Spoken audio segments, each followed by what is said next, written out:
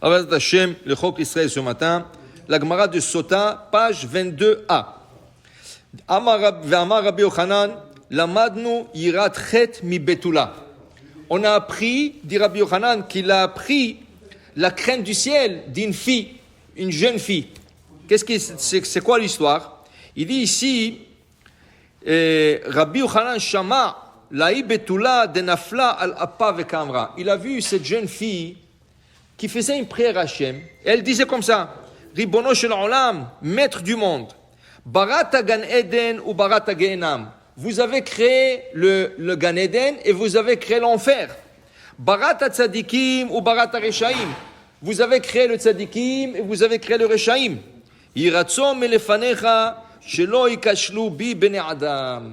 Elle a demandé à cette jeune fille qu'elle ne soit pas, elle, un obstacle au monde. Elle était belle.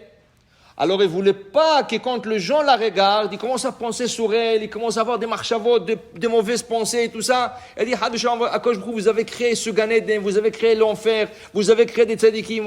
Il y a tout dans le monde. Mais je ne veux pas, moi, être un obstacle dans votre monde.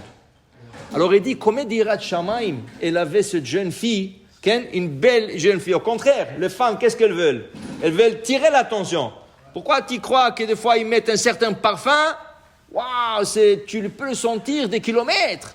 Et ils mettent des fois de certaines make-up, le rouge à lèvres, tout ça, pour tirer l'attention, de certains habits, couleurs qui tirent l'attention. Il y a d'alachot, c'est pas tout qui est permis. Il y a d'alachot, qu'est-ce qui est permis, qu'est-ce qui n'est pas permis.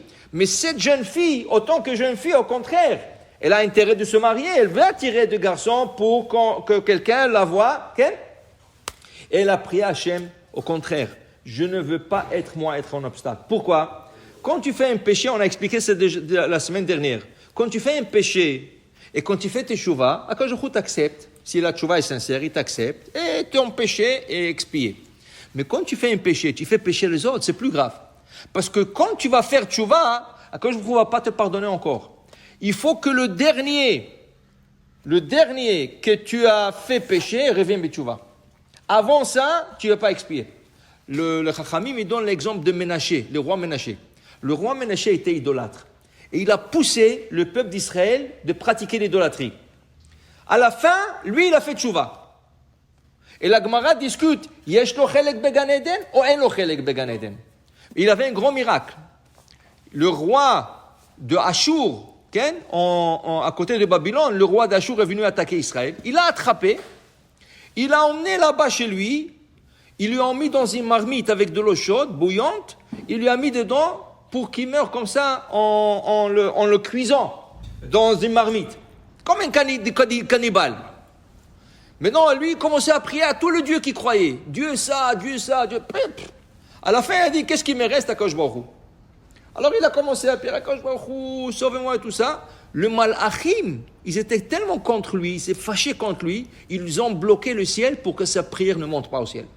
Akadosh Baruch Hu a dit, c'est pas possible. Je ne peux pas être comme les autres. Qu'est-ce qu'il va dire? Moi, je lui ai pas répondu, les autres n'ont pas répondu. Il faut que je lui montre que je suis là, mais avec tout ce qu'il a fait. Qu'est-ce qu'Hachem a fait?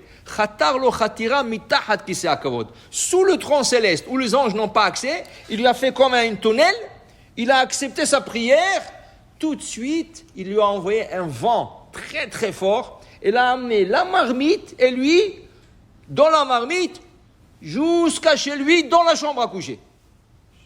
Et un grand miracle. Lui, il a vu ça, il a dit, c'est pas possible. Tu peux pas, tu sais, quand tu as un miracle comme ça, tu peux pas rester... Il a fait teshuvah sur place. Et il a commencé à tout le monde, non, maintenant, ça y est, la avodah zara, il a annulé la avodah zara. Vechazar, il est retourné vers Hachem avec tout son cœur. Mais la Gemara discute, yesh lo chelek la'olam haba, ou en lo chelek la'olam haba? Quelle est la question? Il a fait teshuvah, pourquoi? Disent les Mefarshim, tu sais pourquoi? Pourquoi il y a une opinion qui dit parce que lui, il a fait teshuvah, c'est excellent. Maintenant, il faut qu'il attend que tous les juifs qui ont fait l'avodah zara à cause de lui redeviennent teshuvah. Difficile parce que c'est ça. Alors, et si quelqu'un décède sans faire teshuvah, alors faire pécher les autres, c'est la plus grave des choses. Toi, c'est toi. Tu te débrouilles après. Mais faire pécher les autres, alors cette betula, cette fille, elle dit à Kohen Rouge, je ne veux pas, hasve shalom, que quelqu'un pense mauvais à cause de moi. Je ne veux pas. Ça, c'est iratret. Après, dit Rabbi Yochanan, Kiboul Sachar me almana. Rabbi Yochanan dit, on a appris qu'est-ce que c'est chercher à faire des mitzvot et recevoir la récompense pour ce mitzvot. Il a appris ça d'une femme veuve. Comment il a appris d'une veuve? Dit la Gemara, Dahi almana. Il y avait une veuve, à l'époque de Rabbi Yochanan, il y avait une femme veuve. Elle avait une synagogue juste en face de sa maison. Juste en face de la maison, elle avait une synagogue. Mais elle venait à la synagogue de Rabbi Yochanan, qui était loin de sa maison.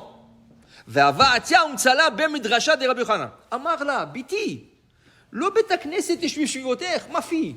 C'était une femme qui était très âgée. Elle dit, ma fille, mais tu as une synagogue juste à côté de la maison, qu'est-ce que tu viens prêcher? Ça me fait plaisir que tu viennes ici. Ça me fait plaisir. Mais pourquoi tu viens jusqu'ici? Tu es une femme âgée. Va à côté de la maison, tu as une synagogue, tu as un beth midrash là-bas. Alors il lui a dit, Amrale, Rabbi, lo sachar pesiot yeshli.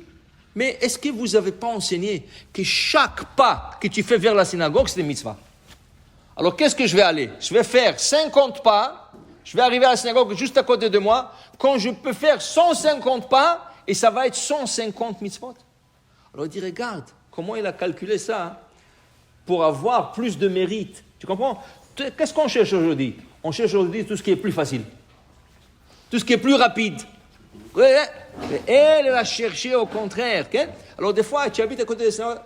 Alors même quand tu viens en voiture, garde la voiture un peu loin de la synagogue pour que tu auras ce mérite de venir quelque part à la synagogue et pour recevoir le sachar. Tu comprends? Ça, c'est, Rabbi Yochanan dit que les deux choses, il a appris Yirat Shamayim, Yirat Chet d'une fille, une jeune fille, et Kiboul Sachar de cette veuve qui lui a enseigné que chaque pas, c'était mitzvah et ça serait bien de s'investir dedans.